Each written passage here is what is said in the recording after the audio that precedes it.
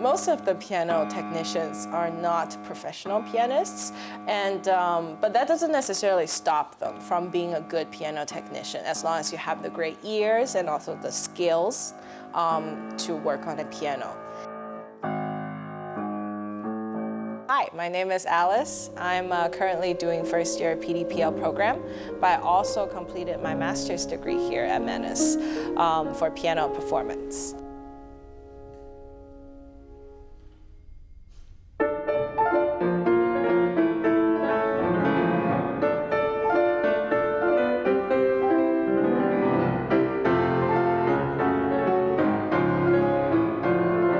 It's interesting because before I never thought I could learn it. I always think that it's sort of a guy's job, but one day it just really, hit me, and I was like, why don't I give it a shot? And that's how I started.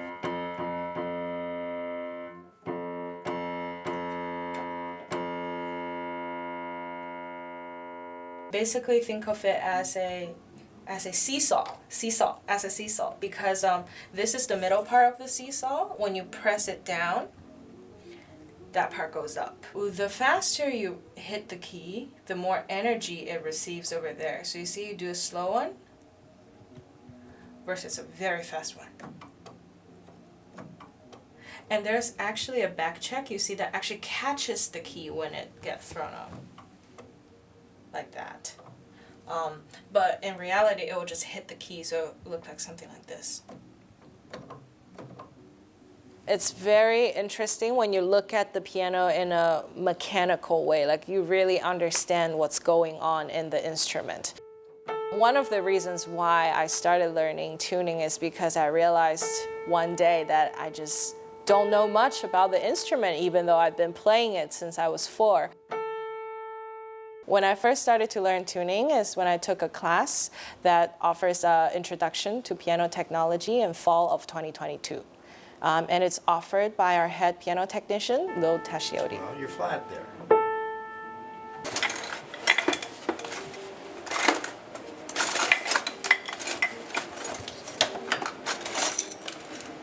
Okay, so you're going to pry it out of there like a tooth, like the dentist. Oh, wow, okay. So I really learned a lot from him. Because of him, I got to practice tuning on most of the school pianos, which really helped me improve my skills. your ear stretches automatically. Your ear would never allow that. Your ear would say, oh, it has to be like this. But if you're calculating, now you've got to plug in numbers to calculate stretches. Do I want this stretch, this stretch, this stretch, this stretch, this stretch?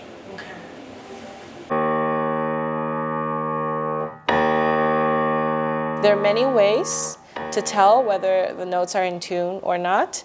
So obviously we need to use our ears, but we also, thank goodness to the technology, we get to use apps. This note, if we listen, there's a little bit of beating. I'm not sure if the camera will capture it, but I think it does. So we go one note at a time. You see, on the screen, it's just a little bit flat. What we want is for the circle to be in the black and ideally completely filled up, but it's pretty difficult to keep it all filled up, so usually when it's in the black circle is good enough. And now, let's listen. Ooh. So we're gonna work more on that.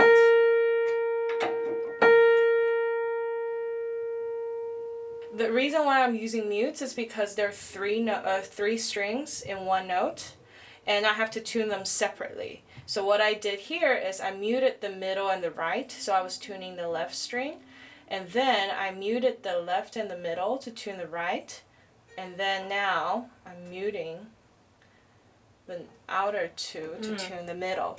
And I know the tuning pins, they look very confusing, but it's just left string, middle string, right string. So you see 1, 2, 3, 1, 2, 3, 1, 2, 3, 1, 2, 3. So basically when we tune, we just go left, middle, right, left, middle, right, left, middle, right, and it's pretty straightforward.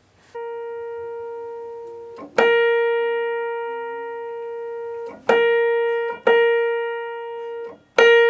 now we have a very clean B flat. Yeah?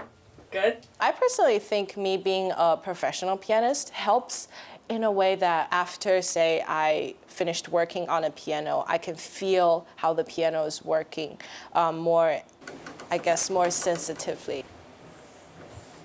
I can also have a more subtle or like more sensitive hearing in terms of the sound world and the tone of the piano, because I think like when we really go into polishing our own performances, we have a very heightened sense of listening, and I think that helps when we are working on a piano, so that we can bring the quality of our work to a higher standard.